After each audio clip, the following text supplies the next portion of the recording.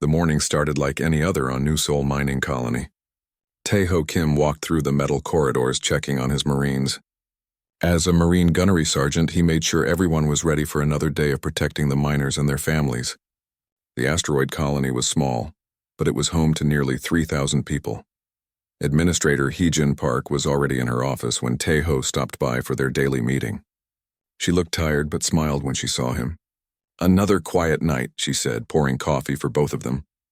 "The miners brought in good ore yesterday. We might actually meet our quota this month." Tae-ho nodded and sat down. He liked Park. She cared about the people here and worked hard to keep everyone safe and happy. The colony felt more like a small town than a military outpost. Kids played in the recreation areas while their parents worked the mining equipment. It was peaceful. "Any word from Earth about those supply ships?" Tae-ho asked. "Still 3 weeks out," Park replied. "But we have enough food and water. Dr. Lee says the hydroponics bay is producing better than expected." Dr. So-young Lee ran the science section of the colony. She studied plants and how to grow food in space. She also watched for any signs of alien life. So far, humans had found nothing but empty worlds and dead rocks. Some people wondered if humans were alone in the galaxy. That question got answered at exactly 10:15 that morning. The alarm started screaming through every speaker in the colony. Tae-ho jumped up and grabbed his rifle. Park was already at her desk talking into her communicator. "Report!" she shouted over the noise. "Ma'am, we have ships coming out of hyperspace," came the voice from the control room. "Big ships. Really big ships."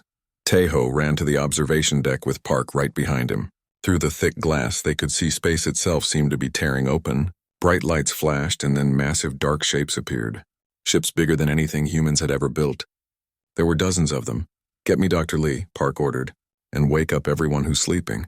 This is not a drill." The alien ships moved closer to the asteroid. They were black and covered in strange angles that hurt to look at.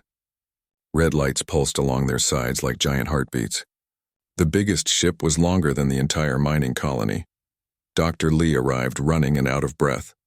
She pressed her face against the glass and stared at the ships. "My God," she whispered. "They're real.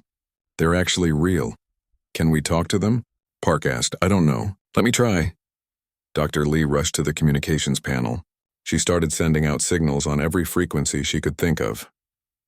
Mathematical equations, pictures, music, anything that might show the aliens that humans were intelligent. For 30 minutes, nothing happened.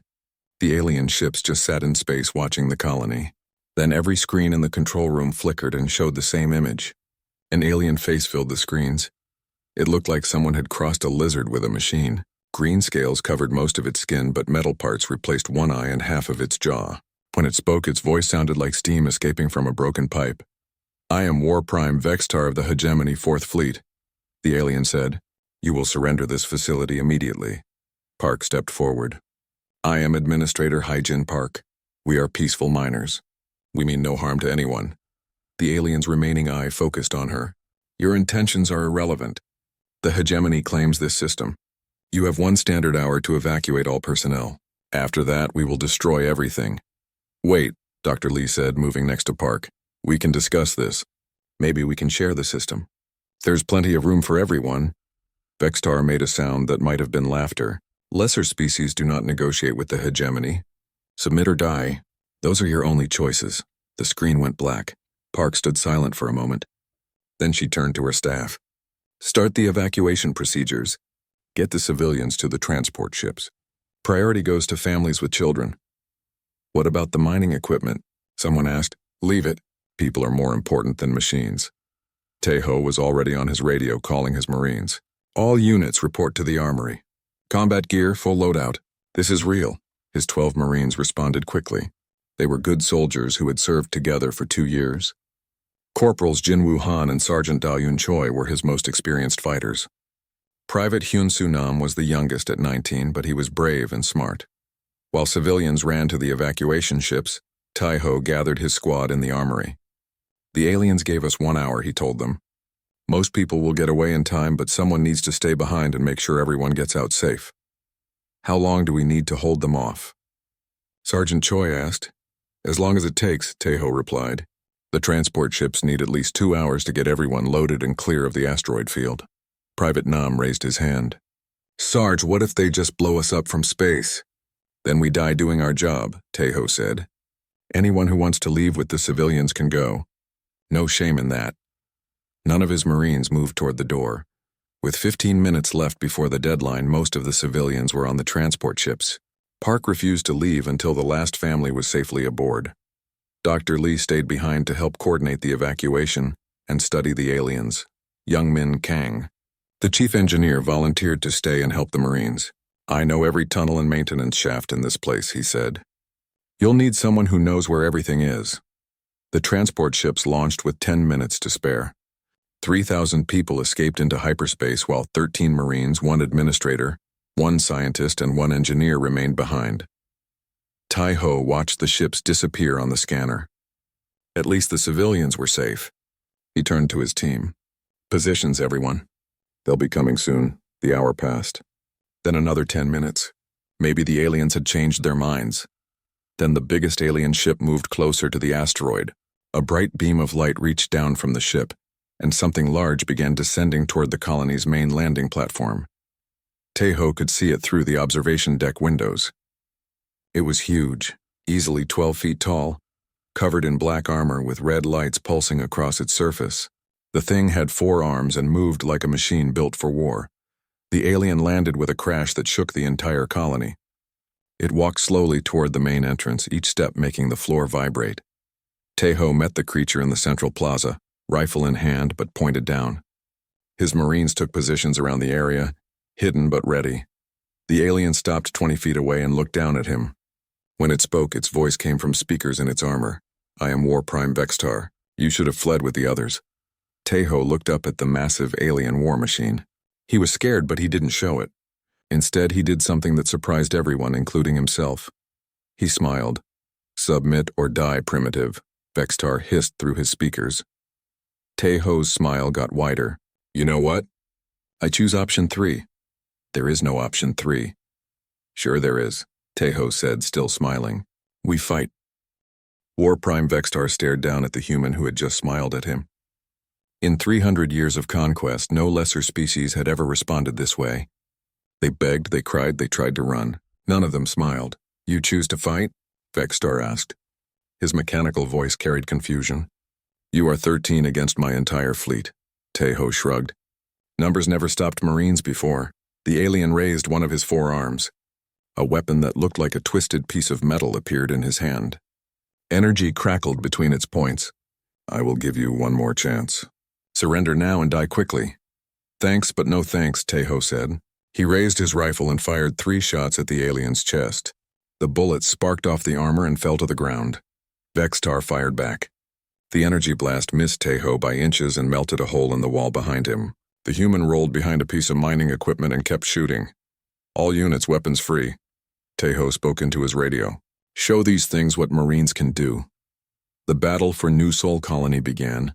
Sergeant Da Yun Choi had positioned herself in the upper levels of the mining facility. She had a clear view of the landing platform where more alien drop pods were falling from the sky. Each pod carried 6 alien soldiers in black armor.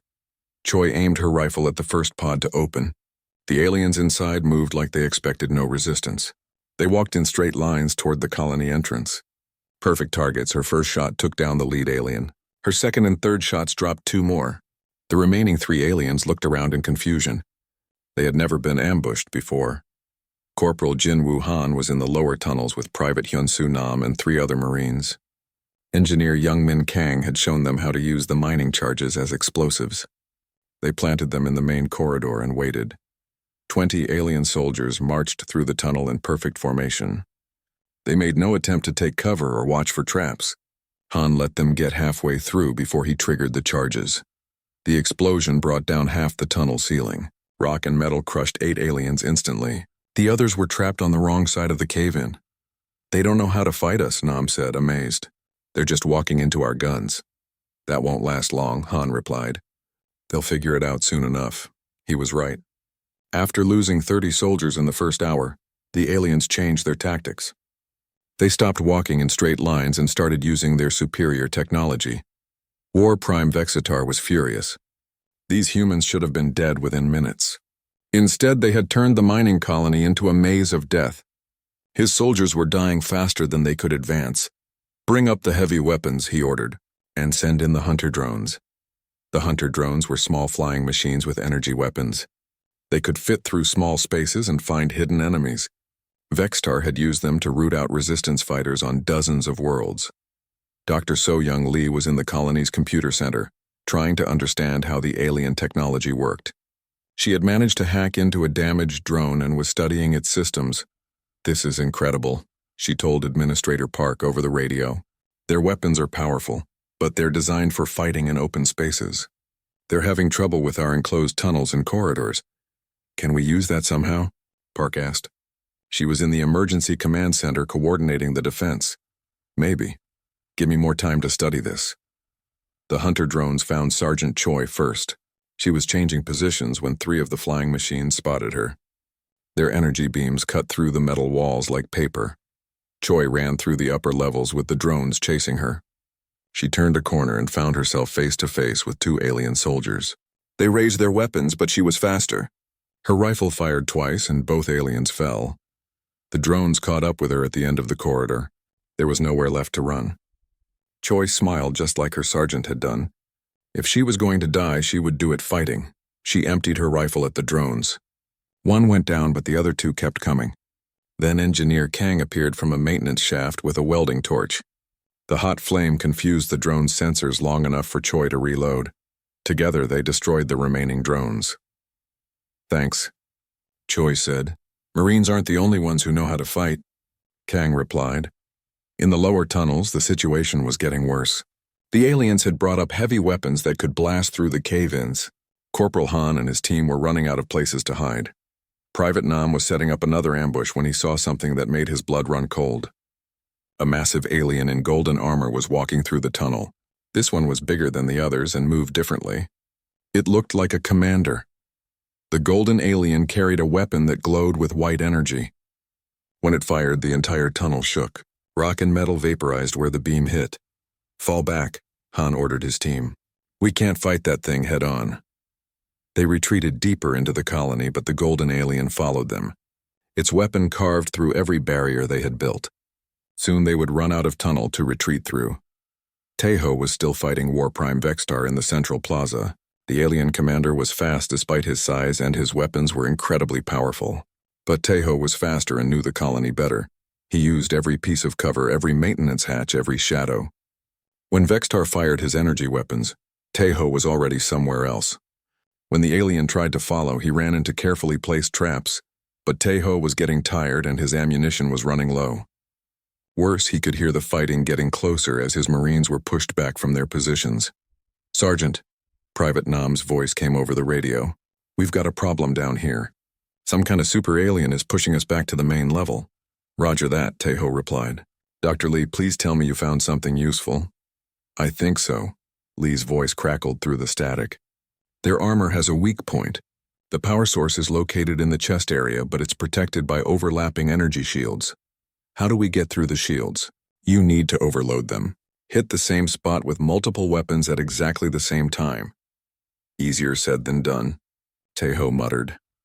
War Prime Vextar heard the human talking and realized he was coordinating with the other defenders. This one was their leader. If he could kill this human, the others would surrender. "Your soldiers are dying," Vextar said. "Surrender now and I will make their deaths quick." Taeho looked around the ruined plaza. His Marines had been fighting for 3 hours against impossible odds. They had killed hundreds of alien soldiers, but more kept coming. Soon they would be overwhelmed. But they had bought time for the civilians to escape. The transport ships were long gone, carrying 3,000 people to safety. That was what mattered. Taeho checked his rifle. He had 1 magazine left. 13 shots. "You know what the funny thing is?" he told the alien. "We're Marines. We don't know how to surrender." He started shooting again. The battle for New Sol Colony continued. 13 humans against an alien empire. The odds were impossible, but the Marines kept fighting, because that was what Marines did. The transport ships carrying the New Sol civilians arrived at the nearest human outpost 12 hours after the battle began. Administrator Hyojin Park was the first person off the ship. She ran straight to the communications center. "Get me Admiral Mi Young Seo at Pacific Defense Command," she told the duty officer. Emergency priority. Tell her we have first contact with hostile aliens. Admiral Seo was in a meeting when the call came through. She listened to Park's report with growing alarm. Alien warships. A mining colony under attack. Marines making a last stand against impossible odds. How long can they hold out? Seo asked. I don't know, Park replied. But Sergeant Kim and his people won't surrender. They'll fight until they're all dead. SEO was already calling up fleet positions on her computer. The nearest military ships were 18 days away at maximum speed. Too far to help. I'm ordering the 4th Fleet to your position, she told Park. Tell your people to hold on. Help is coming. But help was still 2.5 weeks away. On New Sol, the battle was getting worse. The aliens had been fighting for 6 hours and were growing frustrated. War Prime Vextar had expected to crush the human resistance in minutes. Instead, his forces were taking heavy casualties from an enemy that refused to fight fair. The humans used every dirty trick in the book. They hid in small spaces where his larger soldiers couldn't follow. They set traps that killed aliens who walked into them. They appeared from nowhere, killed several soldiers, then vanished before his forces could respond. Worst of all, they never gave up. When cornered, they fought harder.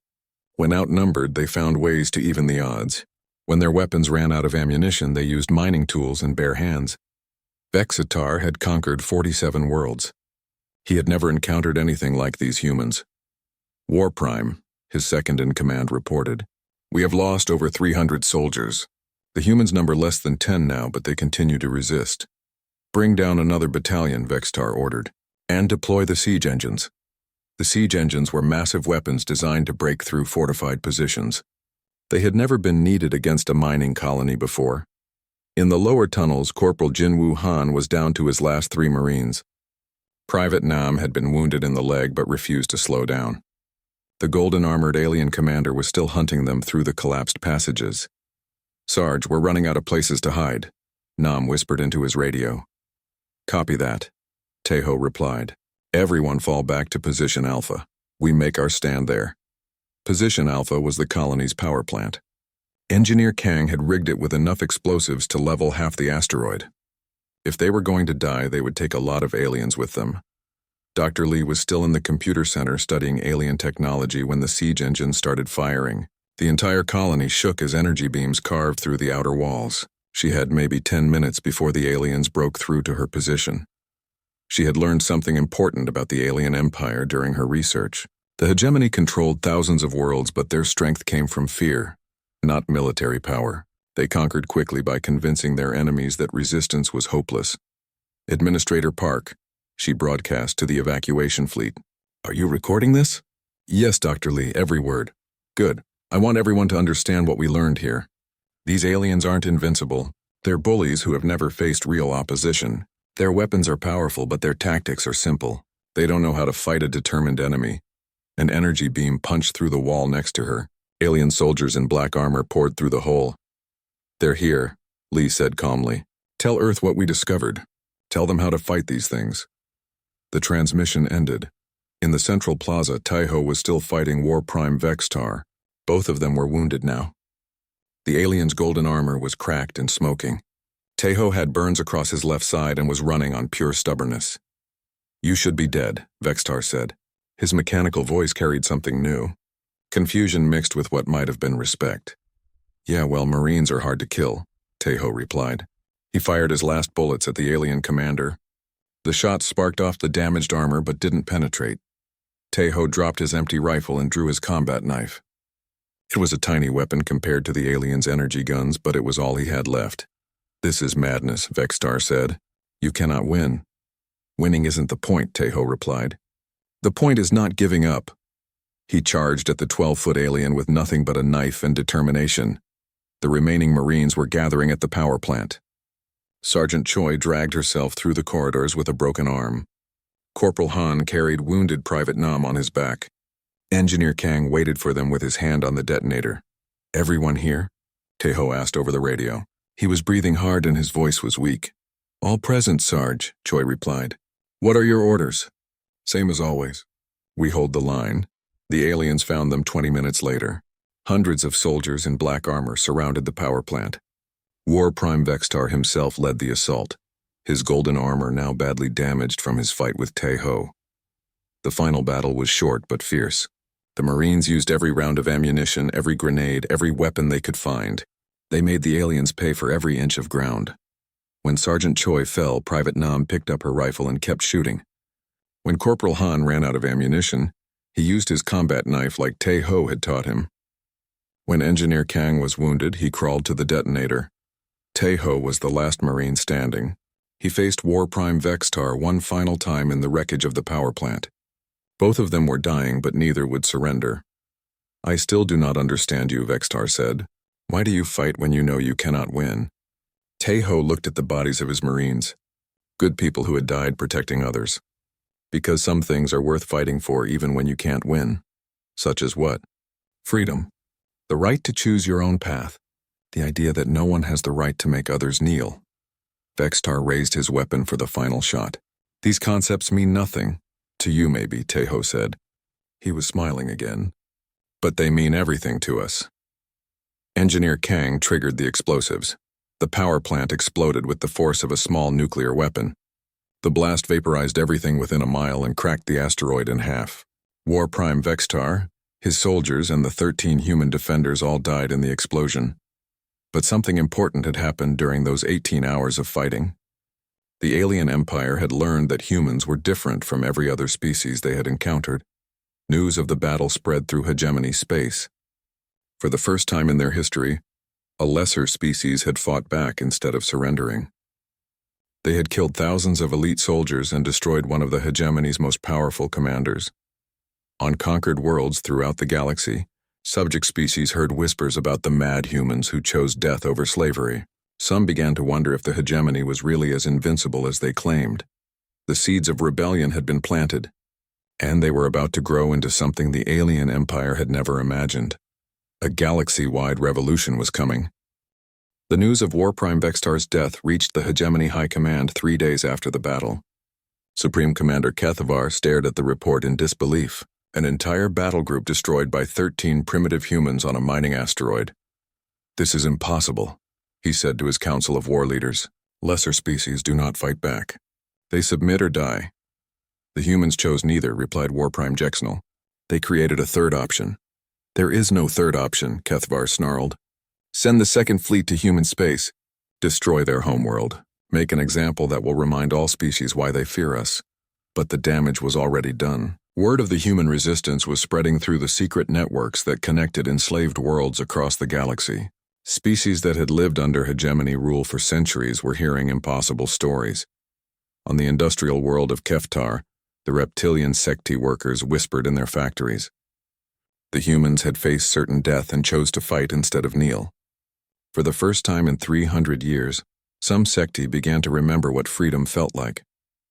On the agricultural planet Mordun, the insect-like recti shared the story through their hive networks. The hegemony could be fought. The aliens could die. These thoughts spread from hive to hive like a virus. Admiral Mi Young Seo arrived at the remains of New Sol Colony 18 days after the battle. Her fleet found a cracked asteroid and debris scattered across millions of miles of space. But they also found something else. Engineer Young Min Kang had hidden a data recorder in a shielded maintenance pod before the final battle.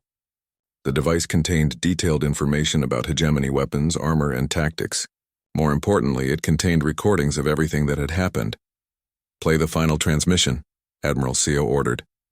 Tae Ho's voice filled the ship's bridge, wounded, tired, but still defiant. "Tell them we never surrendered. Tell them that humans don't kneel to anyone, and tell them we're coming." SEO played the recording for every ship captain in her fleet. Within hours, it was being transmitted to every human colony and outpost. The story of Gunnery Sergeant Tae Ho Kim and his Marines spread throughout human space like wildfire. But the humans weren't the only ones listening. On the mining world of Zekthara, a group of crystalline beings called the Lumki gathered in secret. They had been slaves for so long that most had forgotten their real names. The hegemony called them workers and gave them numbers instead of identities. Worker 2847 had heard the human transmission through a stolen communicator. She shared it with the others in the crystal song language their masters had tried to erase. "The humans fought back," she sang. "They chose death over slavery, but they died." Worker 9156 replied sadly. "What good is defiance if it ends in death?" They died free, 2847 answered. And their deaths gave their people something precious. Hope. The idea spread through the Lumki mining crews. If humans could resist the hegemony, maybe they could too. The first rebellion started on Keftar. The Sekti workers had been planning for weeks in secret. They chose their moment when the hegemony garrison was at its smallest. Using tools from their factories as weapons, they attacked the alien overseers. The rebellion should have been crushed within hours. The Sekti were industrial workers, not soldiers. But they had learned something from the human example. They didn't fight the way the hegemony expected. Instead of massing for a direct assault, they used guerrilla tactics. Hit-and-run attacks, sabotage, ambushes in the factory tunnels. Just like the Marines of New Sol, they made the aliens pay for every victory. The Keftar uprising lasted 6 days before hegemony reinforcements arrived. By then, 3 other worlds had joined the rebellion. Supreme Commander Kethavar was furious. How did this happen? We have maintained order for 1,000 years. Now suddenly everyone thinks they can fight us. It started with the humans, War Prime Jexnal reported. Their story has spread to every conquered world. Our subjects believe resistance is possible. Then we will show them it is not. Destroy Keftar. Kill every living thing on the planet. Let that be our message to anyone who thinks of rebellion. The order went out. The hegemony Second Fleet began moving toward human space, while the Third Fleet prepared to sterilize Keftar. It was supposed to be a show of overwhelming force that would end the rebellions before they spread further. But Admiral Seo was ready for them. The human fleet had grown since New Sol. Every human colony and outpost had contributed ships and crews. They weren't military vessels. Most were converted cargo haulers and mining ships, but they carried something the hegemony had never faced before. Humans who refused to surrender. The Battle of Ross 154 began when the hegemony Second Fleet emerged from hyperspace expecting to find a defenseless human colony.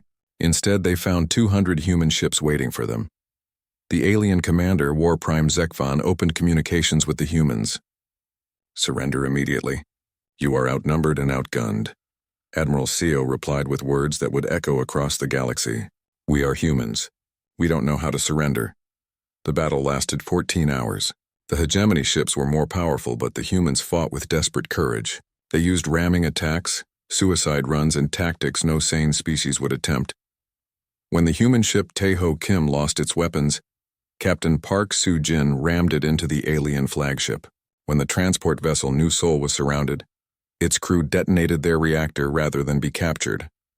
By the end of the battle, both fleets were destroyed, but the humans had proven something important. The hegemony could be hurt. News of the battle reached the rebelling worlds within days.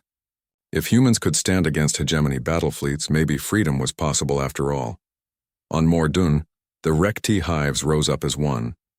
Their insect warriors swarmed the alien garrisons while their workers sabotaged the planetary infrastructure. The planet's entire population joined the rebellion.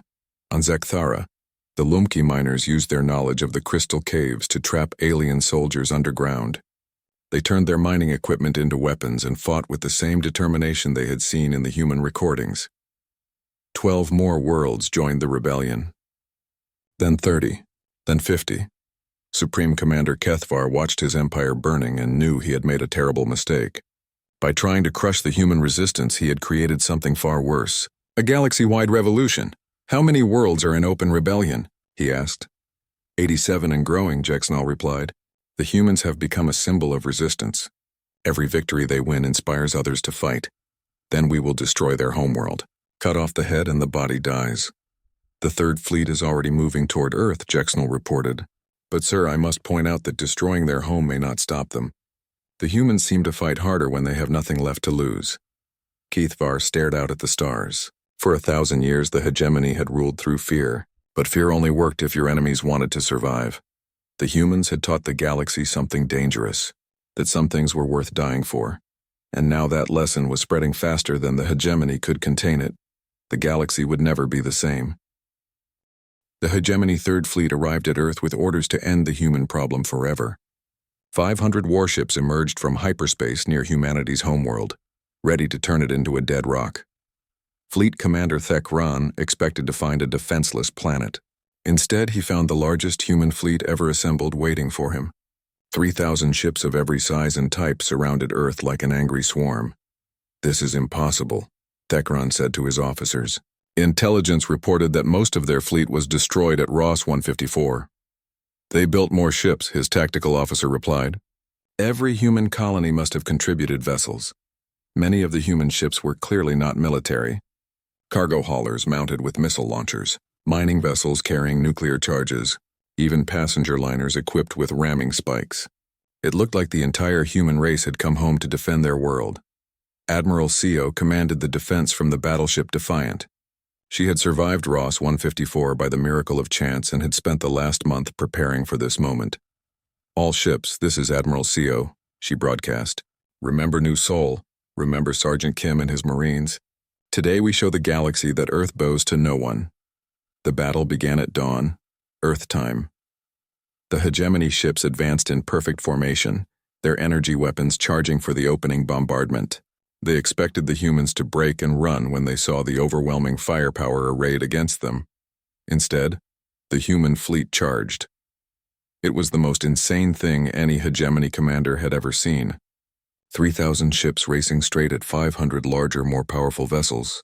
It violated every rule of space warfare, but humans had never followed the rules. The first wave of human ships crashed into the alien formation like a tidal wave. Cargo haulers rammed into battleships, mining vessels detonated their reactors against cruiser hulls. Passenger liners loaded with volunteers made suicide runs at the largest enemy ships. Fleet Commander Thekran watched in horror as his perfectly ordered battle line dissolved into chaos. His ships were designed to fight other organized fleets, not swarms of maniacs who treated death as just another weapon. "Pull back to long range," he ordered. "Use our superior firepower to destroy them from a distance." But the humans wouldn't let him disengage. Every time the alien ships tried to pull back, more human vessels appeared to block their retreat. Ships that should have been destroyed hours ago kept fighting with jury-rigged weapons and sheer determination. The human ship Seoul's Revenge had lost its main engines and half its hull, but Captain Lee Min-ho kept firing with whatever weapons still worked. When his ammunition ran out, he ordered his crew to load the torpedo tubes with anything they could find. "Fire the kitchen equipment," he told his weapons officer. "Sir, you heard me. Fire everything. Pots, pans, frozen food, whatever we have. At this range, anything moving fast enough will punch holes in their hulls." On the other side of the battle, Captain Kim Jae-sung of the merchant vessel, Hope's Light, was making the impossible choice every human commander faced. His ship was surrounded by 3 hegemony destroyers and his weapons were gone. "All hands, this is the captain," he announced over the ship's intercom. "We can surrender or we can make our deaths count for something. Anyone who wants to leave, take the escape pods now." Nobody left. Kim aimed his ship at the largest enemy vessel and pushed the engines to maximum. The Hope's Light accelerated toward the alien destroyer like a missile. The enemy ship tried to move out of the way, but it was too late. The collision destroyed both ships instantly, but it also opened a gap in the hegemony formation that 10 more human vessels exploited. This was happening all across the battlefield. Individual human ships making choices that no military computer could calculate. They fought with emotions the hegemony couldn't understand. Love for their families, loyalty to their comrades, fury at those who threatened their freedom. But it was more than just emotion. The humans had learned from every battle they had fought. The data recovered from New Seoul had taught them about hegemony tactics and weaknesses. They had studied their enemy and adapted. Captain Park Yeon-soo commanded the destroyer Earth's Wrath. Her ship was fast and well-armed, but tiny compared to the hegemony battleships. She couldn't win a direct fight, so she didn't try. Instead, she used hit-and-run tactics. Her ship would dart in close, fire everything it had at a specific target, then race away before the aliens could respond, just like Sergeant Kim's Marines had done in the tunnels of New Seoul. "Target their communication arrays," she ordered her weapons officer. "If we can blind them, they can't coordinate their attacks." It was working. The hegemony fleet was powerful, but it was designed to fight in coordination. As human attacks disrupted their communications, the alien ships began operating independently. Their advantage in firepower meant less when they couldn't focus it properly. Fleet Commander Thekran realized he was losing a battle that should have been impossible to lose. His ships were being destroyed by an enemy that refused to follow the rules of warfare. All ships form a defensive sphere around the command vessel, he ordered. We will punch through their lines and retreat to hyperspace. But Admiral Seo had predicted this move. She had kept her fastest ships in reserve for exactly this moment. All corvettes, this is Admiral Seo. Execute Plan Tai-Ho. Plan Tai-Ho was named after the Marine sergeant who had smiled at certain death and chosen to fight anyway. It was completely insane, which made it perfectly human. 50 small, fast ships accelerated toward the Hegemony command vessel. They were intercepted by alien fighters and defensive fire. Most of them were destroyed before they reached their target, but 3 ships got through. The corvette New Seoul, commanded by Captain Nam Hyun Ki, rammed the command ship's main reactor. The explosion that followed lit up space like a new star. Fleet Commander Thekron died without understanding what had happened. In his final moments, he tried to comprehend how a superior force could be defeated by an inferior enemy. The answer was simple. The Hegemony fought to maintain their empire. The humans fought for their survival. When the command ship exploded, the remaining alien vessels lost coordination completely. Some tried to retreat, others kept fighting independently. A few attempted to surrender only to discover that humans in the heat of battle weren't interested in taking prisoners. The Battle of Earth lasted 18 hours. When it ended, the entire Hegemony Third Fleet had been destroyed. The human fleet was also devastated, with less than 300 ships still capable of fighting. But they had won. The victory came at a terrible cost. Over 500,000 humans died in the battle. Entire families were wiped out when their ships were destroyed. Some human colonies lost every vessel they had contributed to the defense. But the message they sent echoed across the galaxy. Earth would not fall, humanity would not kneel, and they were not alone anymore. While the battle raged in Earth's solar system, rebellion spread to 200 more worlds. The crystalline Lumki had liberated their entire sector. The reptilian sectae were pushing the Hegemony out of 3 star systems. Even the peaceful Morden hives were attacking alien supply lines. The Hegemony's 1,000-year empire was crumbling. And it had all started with 13 Marines who chose to fight instead of surrender. Supreme Commander Kethvar received the news of Earth's victory in his command center on the Hegemony capital world. For the first time in his long life, he felt something he had never experienced before. Fear. How many worlds are in rebellion now? He asked. Over 400, his aide replied, and the number grows every day. The humans have become a symbol of resistance throughout the galaxy. Kethvar looked out at the stars and realized his empire was doomed. The humans had taught the galaxy something that would destroy the Hegemony forever. Hope, and hope once kindled, was impossible to extinguish. 1 year after the Battle of Earth, Admiral Myung Seo stood on the bridge of her new flagship and watched something that had seemed impossible just months before. Representatives from 600 different species were gathering for the first Galactic Freedom Conference. The meeting was being held at New Seoul, rebuilt from the asteroids that had once been a simple mining colony. The site had been chosen for its symbolic importance. This was where everything had started, where 13 Marines had shown the galaxy that freedom was worth any price. Dr. So-Young Lee walked onto the bridge carrying her latest report. She had survived the destruction of New Seoul by hiding in a reinforced storage compartment and had become one of humanity's leading experts on alien technology and culture. The Hegemony has lost control of 800 worlds, she reported. Their empire now controls less than half the territory it held a year ago. And their military strength?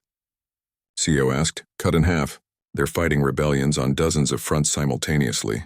They can't concentrate their forces anywhere without losing ground somewhere else. It was the classic problem of empire. The Hegemony had grown too large and controlled too many unwilling subjects. The human example had given their slaves the courage to rise up, and now the aliens couldn't put out all the fires. On the rebuilt colony below, former slaves from across the galaxy were learning to be free again. The crystalline Lumki taught mining techniques to human engineers. The reptilian sectae shared their industrial knowledge. The insect-like recti helped to design new agricultural systems, but the most important work was happening in the memorial hall at the colony's center. Built from melted metal salvaged from the original battle, it contained the names of every human who had died fighting the Hegemony. At the top of the list were 13 names that every free being in the galaxy now knew by heart. Gunnery Sergeant Tae-Ho Kim, Sergeant Daeun Choi, Corporal Jin Woo Han, Private Hyun Soo Nam, the other 8, Marines whose bodies had never been found, Engineer Young Min Kang. Dr. So Young Lee had survived, but she insisted her name belonged with her fallen comrades. "They saved us all," she had said during the memorial's dedication. "Not just humans, but every species that dreams of freedom." The Galactic Freedom Conference had been Admiral Seo's idea. She knew that military victory alone wasn't enough. The former slave species needed to learn how to work together, how to build something better than what they had torn down. The conference's first session was chaotic. 600 different species meant 600 different ways of thinking about government, law, and society. Some wanted revenge against their former masters. Others sought only to be left alone. A few still feared that the hegemony might return stronger than before. But gradually, common ground emerged. Every species represented at the conference shared 2 things. They had all suffered under hegemony rule, and they all owed their freedom to the human example. Captain Park Yun-soo, now commanding the defense of the outer colonies, attended the conference as a military advisor. She had become something of a legend after her ship's performance in the Battle of Earth, but she never forgot where the real inspiration came from. "People ask me how we defeated an empire that had ruled for 1,000 years, she told the assembled delegates. "The answer is simple. We learned from 13 Marines who chose to fight when fighting seemed hopeless." The conference's biggest challenge came when the hegemony sent an envoy requesting negotiations. Supreme Commander Kethavar himself arrived on a single ship, flying under a flag of truce. Many delegates wanted to reject his request immediately. The hegemony had enslaved their peoples for centuries. Why should they listen to anything their former masters had to say? But Admiral Seo convinced them to hear the alien leader out. "We fight for freedom," she said. "That includes the freedom to choose peace over war when it serves our people better." Kethavar was not what many expected. Age and defeat had changed him. The arrogant commander who had once ruled half the galaxy now seemed smaller, almost fragile. "I come to surrender," he announced to the stunned assembly. "The hegemony is finished. We cannot fight the entire galaxy. Why should we trust you?" asked Worker 2847, now calling herself by her chosen name, Crystal Song. She represented the Lumki and spoke for all the mining worlds that had been enslaved. "Because you have already won," Kethavar replied. "You have given the galaxy something we never could: hope." The negotiations that followed took 3 months. The hegemony would withdraw from all occupied worlds and pay reparations to the species they had enslaved. Their military would be reduced to a defensive force only. Most importantly, they would face trial for their crimes against sentient life. Not everyone was satisfied with the terms. Some wanted the hegemony completely destroyed.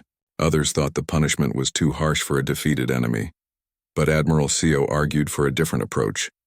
"We are better than they are," she said. "We proved it by showing mercy to those who showed us none." The final ceremony of the conference was held at the memorial to the fallen Marines. Representatives from every free world laid tokens of remembrance at the foot of the monument. Flowers from 100 different worlds, crystals that sang with harmonic frequencies, metal sculptures that caught and reflected light in impossible patterns. Dr. Lee, now appointed as the first director of the Galactic Freedom Institute, read the names of the 13 defenders one final time. As each name was spoken, a bell chimed across the rebuilt colony. When the ceremony ended, delegates began making plans for the future. Trade agreements between former enemy species, cultural exchange programs, joint defense treaties to prevent any new empire from rising to threaten their freedom. Young Min Kang's daughter, now a grown woman and an engineer like her father, was appointed to lead the reconstruction efforts on worlds damaged by the rebellion. She carried with her a small piece of metal from the original New Sol colony, a reminder of the price of freedom. 5 years after the Battle of New Sol, the galaxy was unrecognizable. The rigid hierarchy of the hegemony had been replaced by a loose confederation of free worlds. Trade flowed along new routes. Art and culture bloomed on planets that had been industrial slave camps. There were still problems, of course. Some worlds struggled with the transition from slavery to freedom. Pirates and warlords tried to fill the power vacuum left by the hegemony's collapse. Border disputes erupted between species that had never had to negotiate with each other as equals. But these were the problems of free people, not the problems of slaves. Admiral Seo, now in her 70s, often visited New Seoul to walk through the memorial hall. She would stop before the plaque dedicated to Gunnery Sergeant Tae-ho Kim and remember the moment when everything changed. One Marine had faced impossible odds and chosen to smile instead of surrender. That simple act of defiance had brought down an empire and freed a galaxy. The inscription on his memorial read, "Some things are worth fighting for, even when victory seems impossible." Visitors from across the galaxy came to read those words. Former slaves brought their children to learn about the price of freedom. Even some reformed hegemony citizens made pilgrimages to pay their respects to the humans who had shown them a better way. The galaxy had learned something precious from humanity. That freedom was not something granted by the powerful, but something seized by the brave. That ordinary people could do extraordinary things when they fought for something greater than themselves. And most importantly, that sometimes the best way to face an impossible situation was with a smile and the determination to never give up. In the end, 13 Marines had done something no hegemony fleet could accomplish. They had united the galaxy, not through conquest or fear, but through the simple power of example. The stars themselves seemed brighter now, as if the light of freedom was shining from every world where people had chosen to stand up rather than kneel down. The galaxy would never be the same, and that was exactly how the Marines of New Seoul would have wanted it.